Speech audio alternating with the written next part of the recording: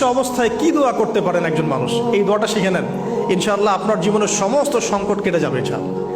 আমি নিজেও ওই দোয়াটা বেশি বেশি করার চেষ্টা করি। দোয়াটা হচ্ছে, মুসা আলাইহিস সালাম একটা গাছের নিচে হেলান দিয়ে বসলেন, বসে দেখলেন দুইজন মেয়ে দাঁড়িয়ে আছে দূরে, পানি নিতে পারছে না, লোকজন পানি নিয়ে যাচ্ছে, ওরা দাঁড়িয়ে আছে বেচারি। মুসা আলাইহিস সালাম গিয়ে বললেন, কি সমস্যা আপনাদের?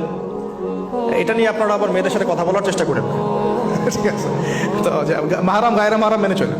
তারা বললেন যে আমাদের বাবা অনেক বৃদ্ধ মানুষ, আমরা পানি নিতে পারি না যতক্ষণ না আমাদের কম পানি নিয়ে চলে যায়। মুসা আলাইহিস সালাম একটু বললাম না, ফিজিক্যালি খুব স্ট্রং ছিলেন, থাকে না বডি বিল্ডার, সামনে গিয়ে কথা বলে সরো পানি নিতে দাও, তখন মানুষ একটু মূল্যায়ন করে না।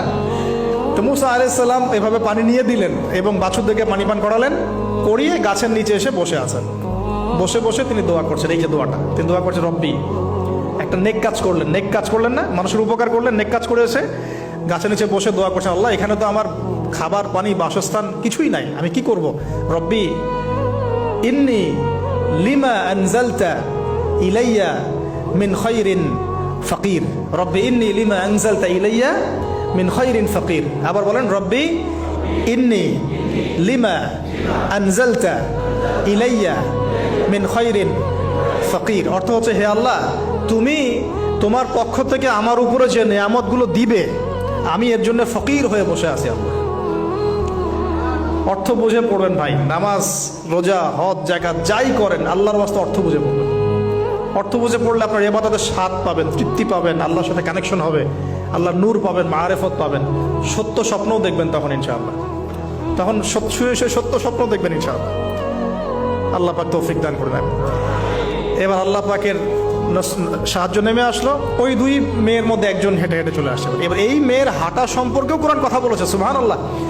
এই মেয়ে কিভাবে হেঁটে এসেছে এই হাঁটার বর্ণনাও কোরআন দিয়েছে। কোরআন বলেছে এই মেয়ে হেঁটে আসছে লাজুক পায়ে। এখন আপনি এই পুরো ওয়ার্ল্ডের মেয়েদের হাঁটা দেখেন, লজ্জা আছে? তাহলে মেয়েদের সাথে লজ্জা একটা গভীর সম্পর্ক আছে। এই মেয়ে প্রশংসা আল্লাহ পাক কোরআনে করলেন, লাজুক পায়ে লাজুক ভঙ্গিতে অবনত নয়নে সে হেঁটে আসলো। এখন আপনি কেলে যান, গো টু খেল, আপনাদের টুইন টাওয়ারে যান, দেখেন সবার হাঁটা চলা দেখেন। হায়া লজ্জার কোনো বালাই আছে এখানে? আমি গত লেকচারে বলেছিলাম যে আদম আলাইহিস সালাম এবং হাওয়া আলাইহিস সালাম, ইবলিস তাদের সাথে প্রথম যে আচরণ করেছে ওই ফল খাওয়ানোর পরে, সেটা কি? তাদের গা থেকে পোশাক খুলে পড়ে গেছে, মানে নগ্ন করে দিয়েছে আমাদের পিতামাতাকে, মহাবিশ্ব নগ্ন করে দিয়েছে কে? ইবলিস। তো এখন এই পৃথিবীতে আমরা যারা নগ্নতার চর্চা করছি, তাহলে কার এজেন্ট আমরা বুঝতে বাকি আছে? আমার কথা কি বুঝতে পারছেন কি না? এই কানেকশন মেলানোর চেষ্টা করেন, ডটসগুলো মেলানোর চেষ্টা করেন। সামনে যাই প্রিয় ভাই, এই মেয়ে এসে বলছে, আমার বাবা আপনাকে ডাকেন, আমার বাবা আপনাকে ডাকছেন। তিনি গেলেন, বাবা শুআয়ব আলাইহিস সালাম।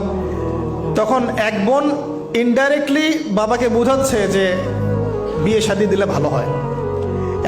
এক বোন বলছে যে আপনি তো তাকে পুরস্কৃত করতে চাচ্ছেন, তাহলে এইরকম কবিউন আমিন একজন মানুষকে সবচেয়ে ভালোভাবে পুরস্কৃত করা যায় তার যথাযোগ্য প্রতিদান দেওয়ার মধ্য দিয়ে। তো মেয়ের ইশারা বাবা বুঝেছেন, তিনি নিজের এক মেয়ের সাথে মুসা আলাইহিস সালাম বিয়ে দিলেন, সুবহানাল্লাহ।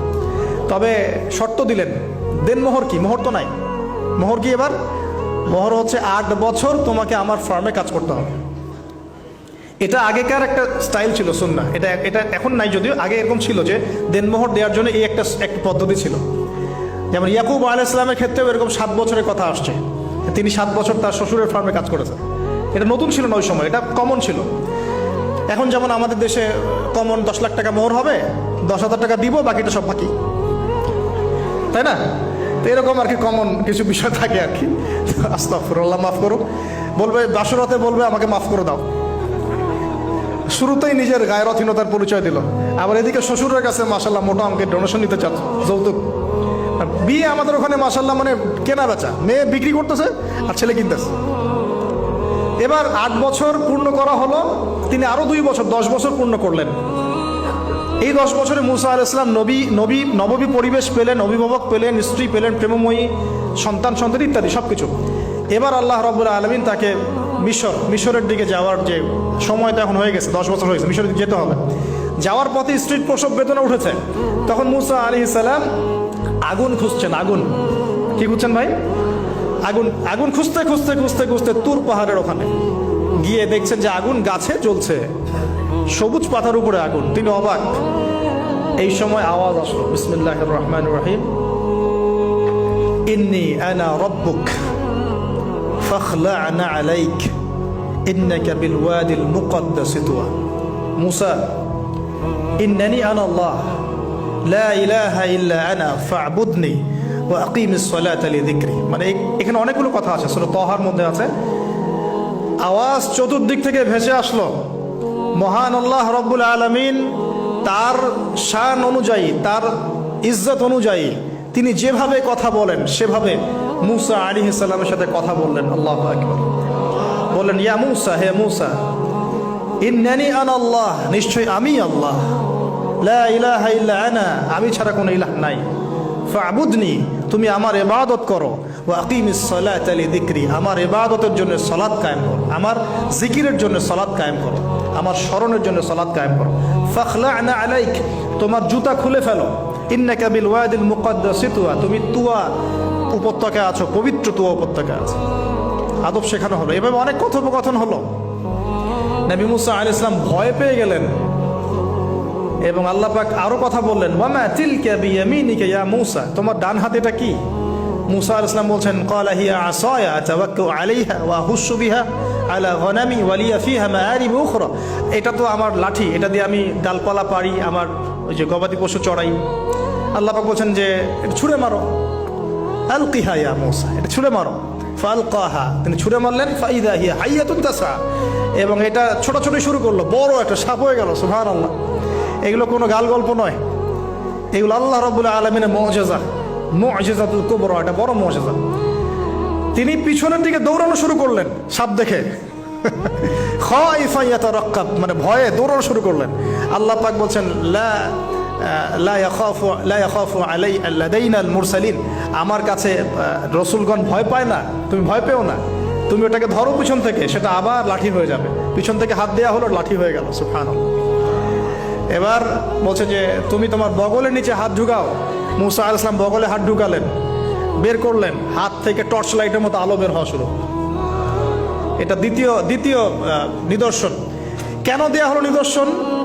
এবার আল্লাহ পাক তার দায়িত্ব তাকে বলছেন, তোমাকে নিদর্শনগুলো কেন দিলাম, তোমাকে মনোনীত কেন করলাম, কেন তোমাকে মনোনীত করলাম মুসা, তোমার কাজটা কি? তোমার কাজ এখন এটা, ইযহাব ইলা ফিরআউনা ইন্নাহু তাগা, তুমি ফিরআউনের কাছে যাও।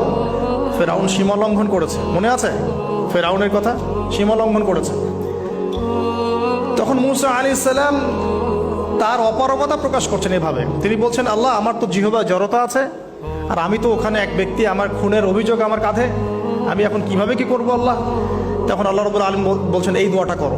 কোন দোয়া? মুসা আলাইহিস সালাম বললেন, রব্বি ইশরাহ লি সাদরি, হে আল্লাহ, আমার বক্ষ প্রশস্ত করো, ওয়াসসির লি আমরি, আমার কাজকে সহজ করে দাও, ওয়াহলিল উকদাতাম মিন লিসানি, আমার জিহ্বার সমস্ত জড়তা দূর করে দাও, ইয়াফকাহু কাওলি, যাতে মানুষ আমার কথা বুঝতে পারে। আর আমার সাথে আমার পরিবারের মধ্য থেকে ওয়াজআলনি ওয়াজিরাম মিন আহলি, আমার পরিবারের মধ্যে একজন ওজির আমাকে দাও, সাথী।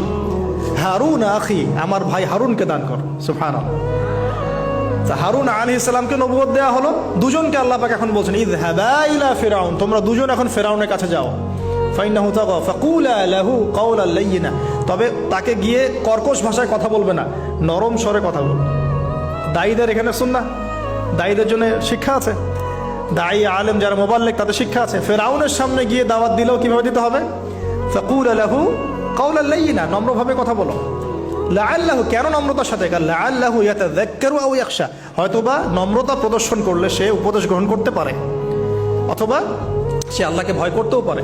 আল্লাহ পাক তো আগে থেকে জানেন সে ঈমান আনবে না, তারপরেও আমাদের আদব শিখাচ্ছেন আল্লাহ পাক এখানে। তারা দুজন চলে গেলেন, দাওয়াত দিলেন। ফিরআউন মশকরা করছে, ওয়ামা রব্বুকুম ইয়া মুসা, তোমাদের দুজনের রব আবার কে? হ্যাঁ, মুসা আলাইহিস সালাম বুঝাচ্ছেন, রব্বি আল্লাযী, আমার রব সেই রব যিনি জীবিতকে মৃত করেন, মৃতকে জীবিত করেন, ইত্যাদি। মানে যার হুকুম ছাড়া একটা গাছের পাতাও নড়ে না, যিনি মাটি থেকে সব উৎপন্ন করেন, বৃষ্টি বর্ষণ করেন, সব বুঝালেন। ফিরআউনের বক্তব্য তখন এটাই ছিল, তোমাদের কাছে কি কোন নিদর্শন আছে, কোন আয়াত নিদর্শন আছে? হ্যাঁ, নিদর্শন আছে। কি? লাঠি ছুঁড়ে মারলেন, সাপ হয়ে গেল। এখন ফিরআউন বলছে, এটা তো জাদু, এটা কি? আমার জাদুকররা ওটা পারে, জাদুকরটাকে ডেকে না হলো, জাদুকররাও লাঠি ছুঁড়ে মারলো, সাপও যাচ্ছে। কিন্তু এই বড় সাপ ওদের সব সাপকে খেয়ে ফেললো। তখন ফেরাউন কিন্তু ভয় পেয়ে গিয়েছিল। এরপরেও এই হাত বের করে আলোর এই নিদর্শন দেখানো হলো, তাওহীদের দাওয়াত দেওয়া হলো, ফেরাউনকে ভয় করতে বলা হলো, ফেরাউনকে সতর্ক করা হলো যে আমার রব, আপনার রব, সবার রব হচ্ছেন আল্লাহ। সব কিছু বোঝানো হলো, কিন্তু ফেরাউন এই কোনো কথাই গ্রহণ করলো না।